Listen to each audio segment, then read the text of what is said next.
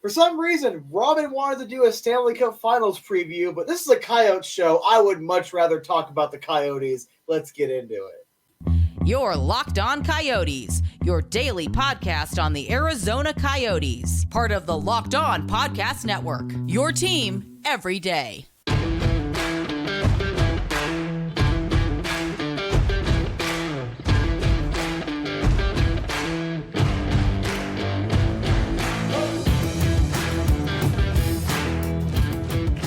Welcome to the show, everybody. This is Locked On Coyotes, #1 daily podcast on the Arizona Coyotes. I'm your host, Robyn Leonio. A little offended by my co-host Matt for a quick sec there, but you know what? I will get past that, and we will get into the show. We are talking about the IIHF World Championship. Some Coyotes players winning in that. Before we get to that, I do want to thank everyone for making this show your first listen every day. We are free and available everywhere you get your podcast, including on YouTube and on the Sirius XM radio app. Let's get into this, Matt, because I mean you're right. This is a good starting point getting on today's show because we had the World Championships over the weekend.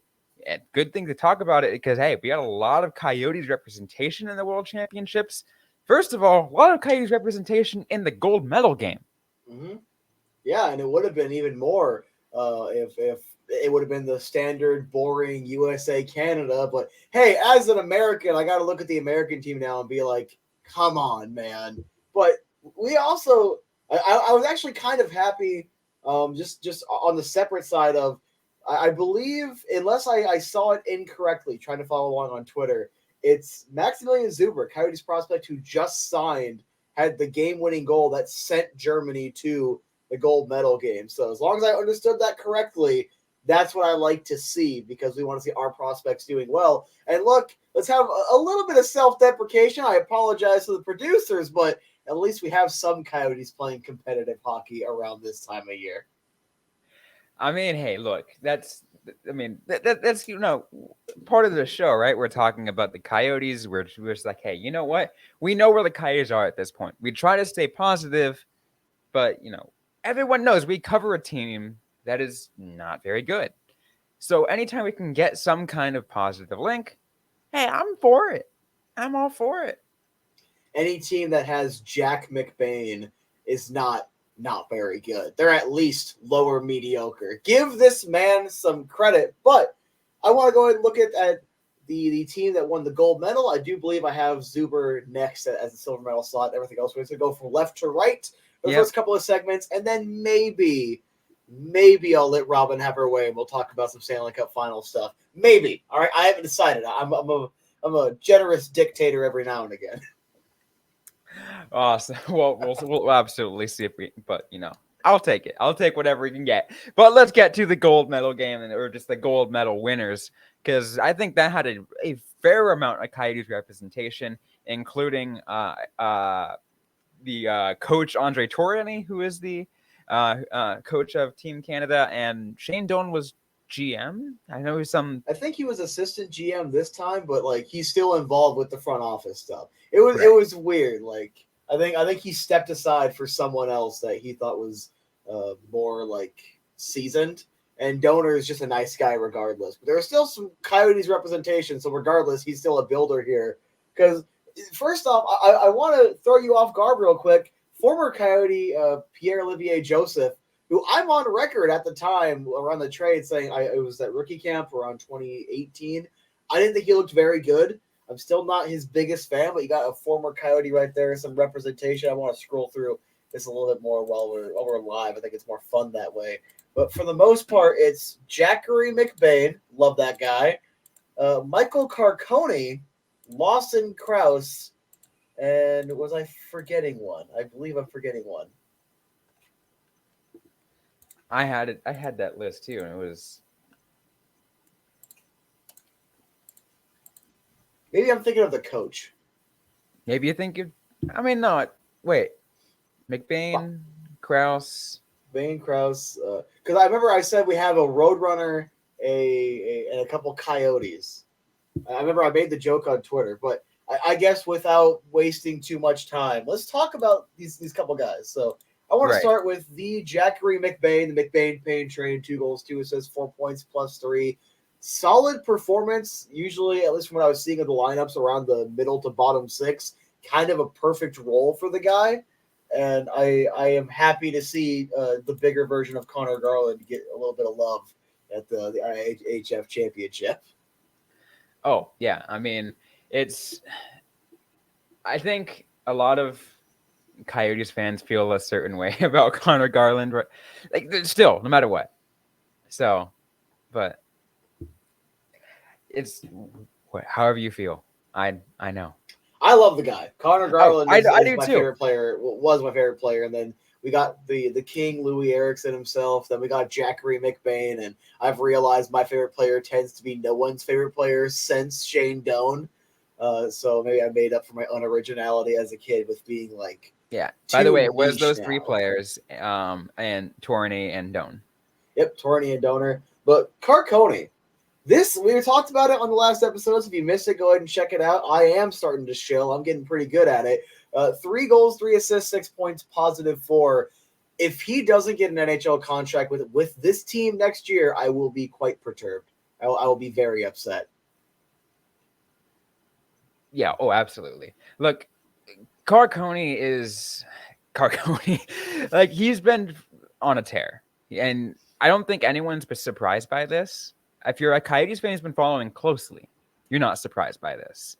If you're just a hockey fan in general, like if you're a fan of the American Hockey League who followed closely, you're not surprised by this because you saw what he did in the AHL level. Yeah, sure, the AHL is different than IIHF Worlds, but you still shouldn't be surprised by this.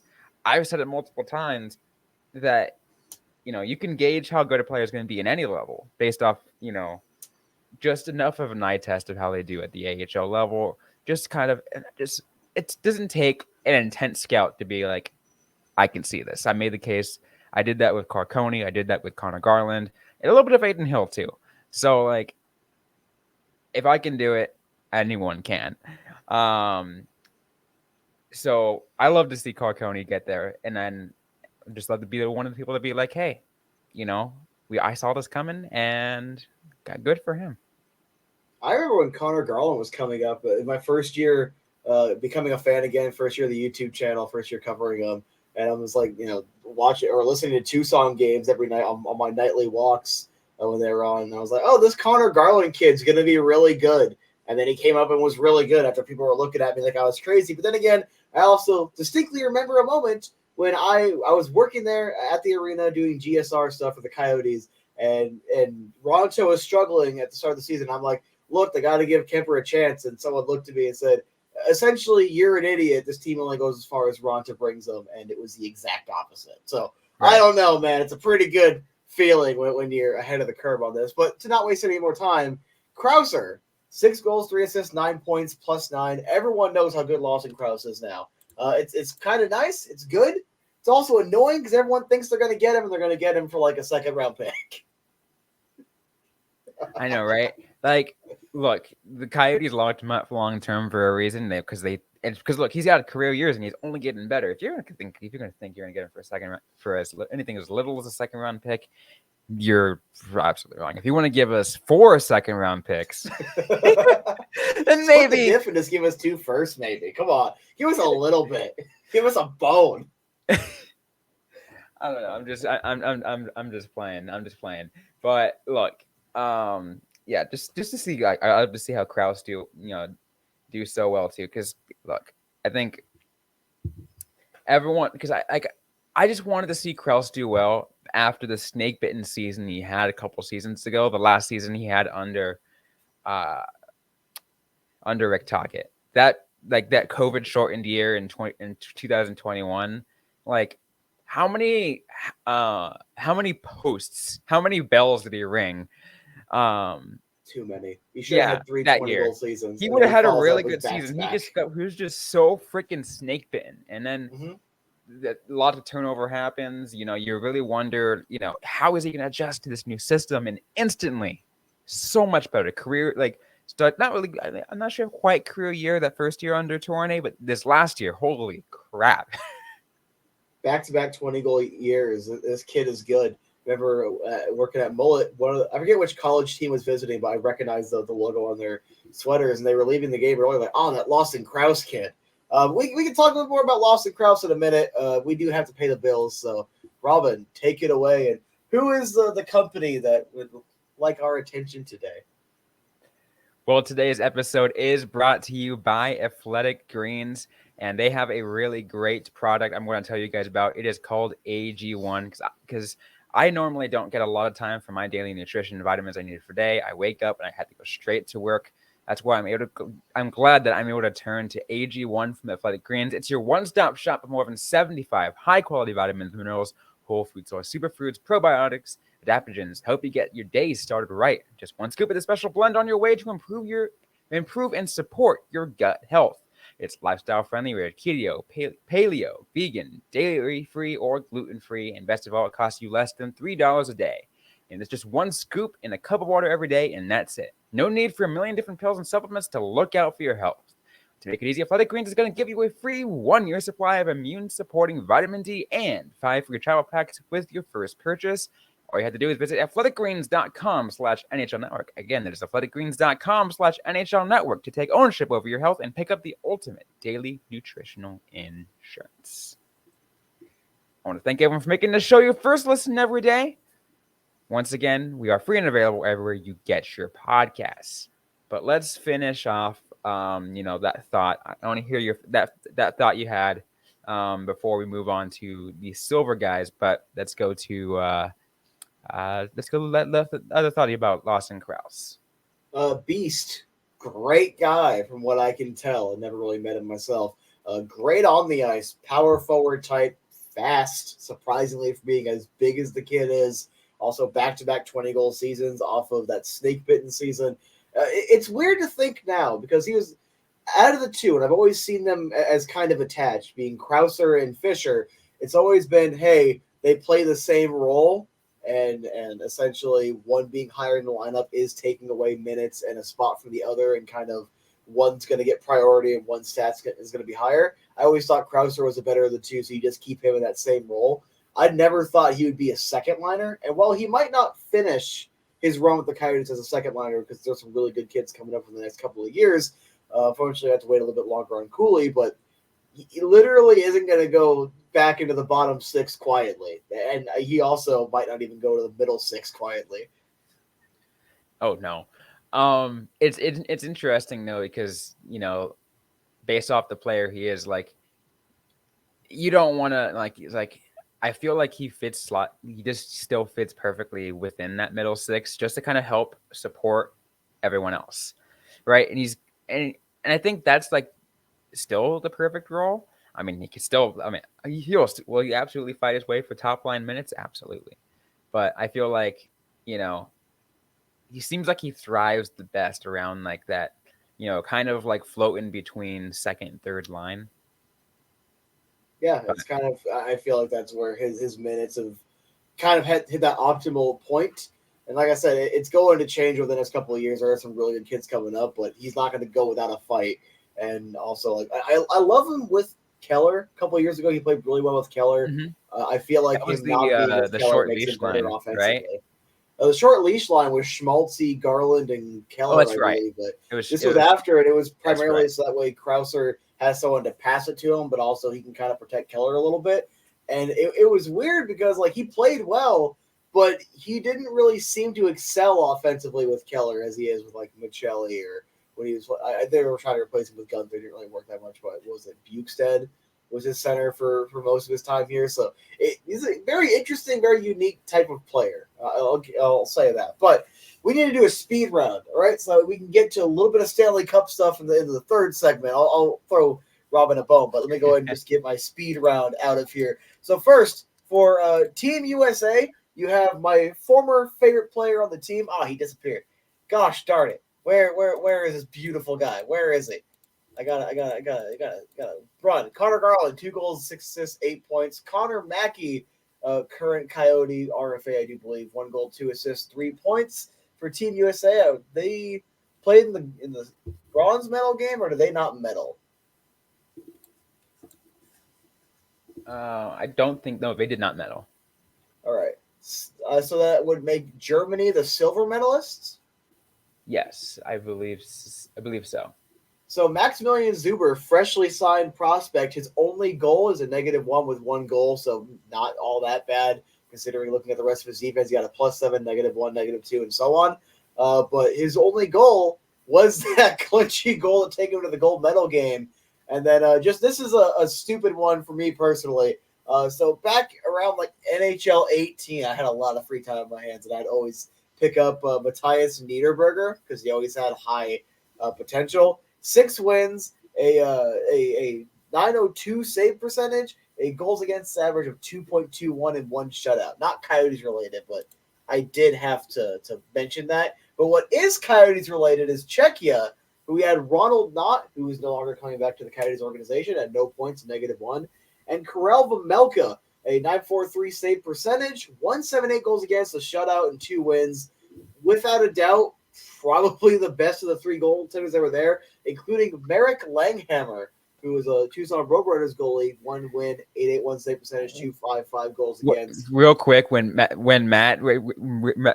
mentioned Marek Langhammer off the air with in our little prep session, my brain just went, "Oh my God! Wait, it's been a long time since Langhammer was on the Coyotes organization. Seems he was a Roadrunner.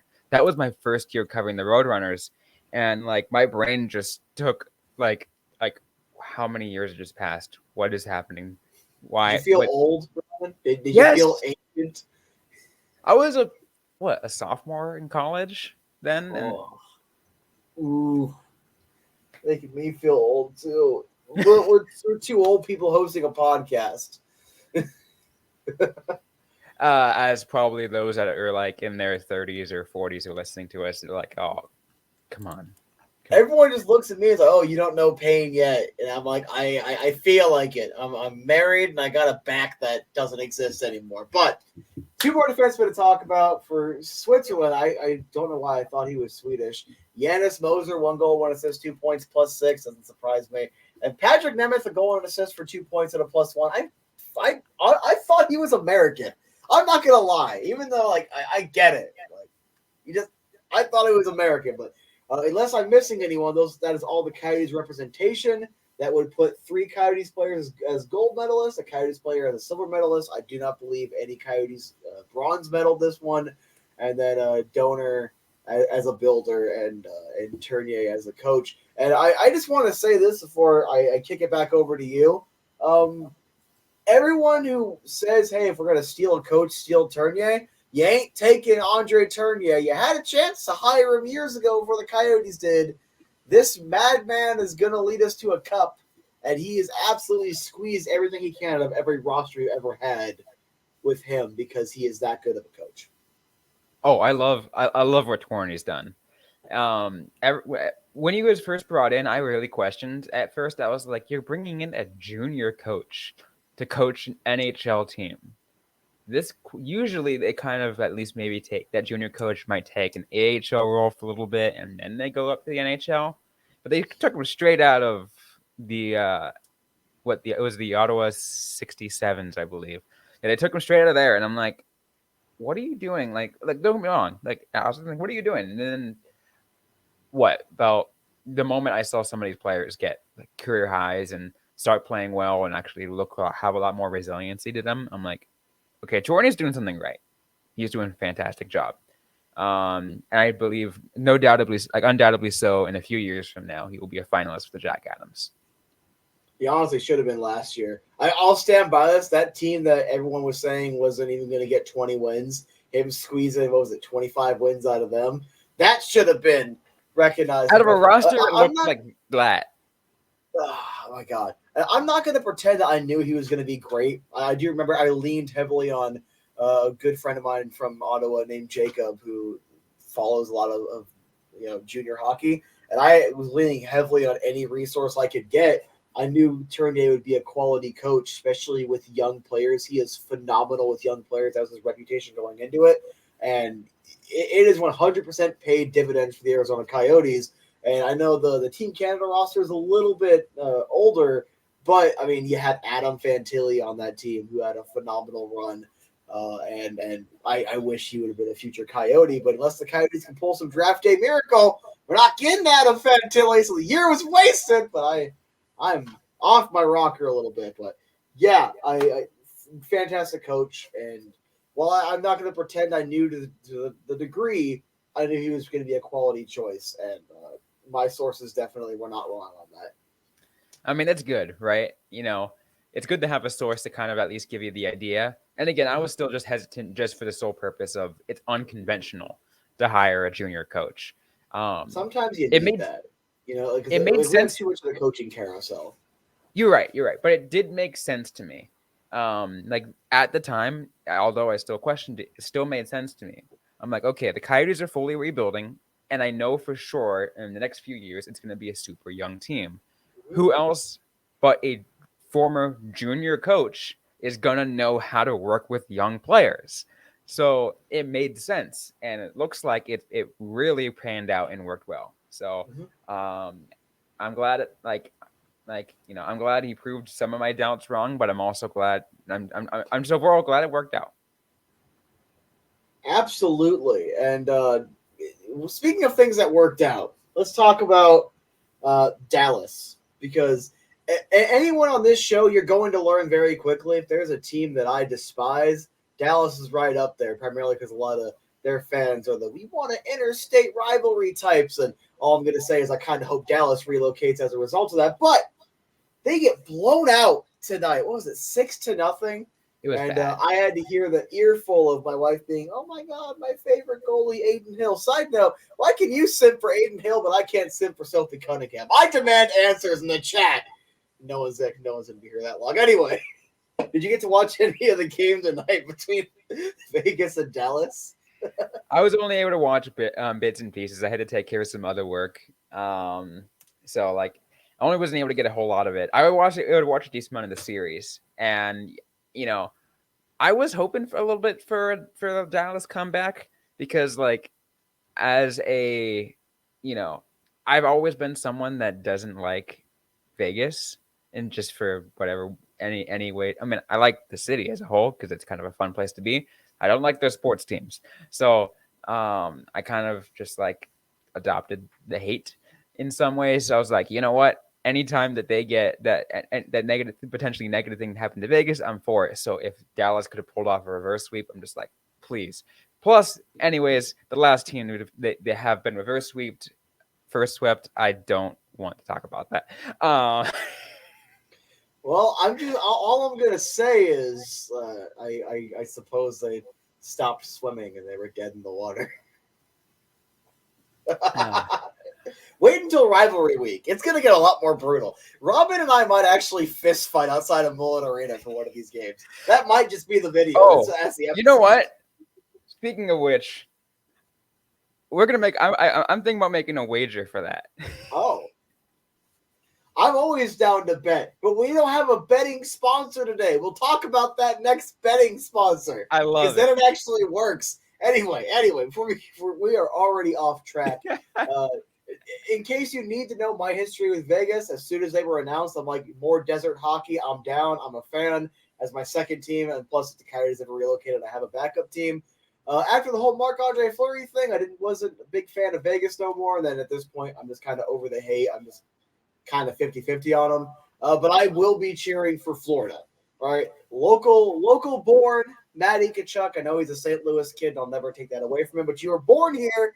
You can't run from that, Matthew, and you will be hopefully winning a Stanley Cup. Remember, my dad was freaking out that they touched the trophy for the Eastern Conference Finals and Vegas didn't. He's like, "Oh, see, that means they're going to lose." I'm like, I don't believe it. Let that superstition die. Let that superstition die. I am sick and tired of it. It's oh my God, you touched the trophy for going to the finals. That means you can't win the finals. I'm like, no, I guarantee there's of the last 10 Stanley Cup winners, got to be at least 2. 2000. I'll give an example. Obviously, I always mention my hometown team and whatever happens. 2016, Sharks don't touch the Western Conference trophy. Penguins do. Guess what happens? The Penguins win the Stanley Cup. Mm-hmm. So let the superstition die. That's all I'm saying. It's dumb, and in hockey there are too many so hockey's a very weird community where they're like, oh, we love players. Oh, how dare you not play injured, coward. Oh yeah, we believe in like facts or whatever and calling things by the books and all the logical stuff. But also, if you dare change your socks or you touch a trophy, you brought a bad omen to your city, and your city is going to lose for the next 50 years, and all your fans are going to be miserable. By the way, I do want to mention this too. At least based off unless I'm missing somebody, 2 former Coyotes on the Florida Panthers roster, if anyone ever cares about former Who's Coyotes. The second? I know about Nick Cousins. Oh, Anthony Duclair. So it's Duclair and Cousins. We got to talk about the Coyotes. It's the Coyotes podcast versus Aiden Hill and, unless he's still injured, Philip Joseph Kessel. So someone's going to win a cup. And as someone who soured on Kessel the second I heard him crying in his car about, oh, they said we were going to win. We came in here and didn't win, even though you helped this team lose, you bastard. I really hope that Vegas gets swept. Also, speaking of which, another reason why you might want to hope Vegas gets swept is just the trash talk that Bruce Cassidy put on us. Oh my God! And someone sent me this clip of these 3 guys that were all giggling like schoolgirls, and I'm watching this just it's blank face, cringing. Someone tagged me, and it was like, oh yeah, they dismantled the Coyotes. I'm like, no, they didn't. The Coyotes weren't even bottom 5 in the league, first and foremost. Secondly, you couldn't even win at a college bar. You're this big NHL franchise that can't win at a college bar. We're going to go ahead and sweep you off to the side. And also, literally, it's just cringe as hell to be what was the comments? The comments oh yeah, we're not going to even beat the Coyotes with 24 giveaways. And then they showed the score. It was what, if 4-0 win for the Coyotes, and it was 4-1. 4-1. And someone asked, how many giveaways did the Vegas Golden Knights have? And it was 21 giveaways. And I was see. So it's to me, what happened is, as with everything else in this league, it all actually revolves around Arizona. People love to be oh, small market trash, no one cares. That's why everyone is constantly talking about it, or all these lame jokes. It was literally just lame. It wasn't I'm mad and upset. It was literally just lame and not funny. And everyone's actually made me cringe, and it makes me pity people that actually think that's funny, because it's just really dumb. It makes it dude couldn't even beat the Coyotes, and he's still rent-free in his head because, oh man, we couldn't get those 2 extra points at Mullet. That's all that tells me. That's literally it. Yeah, look, the Arizona Coyotes live rent free in everybody's head, and honestly, I think that's one of the very reasons why they'll be staying, because it is a marketing, it's marketing itself at that point. I'm gonna cut you off. The Coyotes could relocate tomorrow to Saskatoon, and we're still gonna talk about the Coyotes' damage to the salary cap. The Coyotes were an embarrassment to the league. The Coyotes are why Toronto can't win. We're still gonna hear it. It doesn't matter. You know what? Episode over. Do the intro, Robin. These people don't deserve my time anymore. All right. Well, we're out of time on this episode of Locked On Coyotes. If you like what you heard, don't forget to leave a review, like, comment, subscribe if you have yet to already. We are available everywhere you get your podcasts, including on YouTube. Don't forget to interact with us on social media and Facebook, facebook.com/LockedOnCoyotes, and on Twitter at LO_Coyotes. I'm personally at Robyn_Leonio. Matthew Jacobson is at the Easy Sports Guy.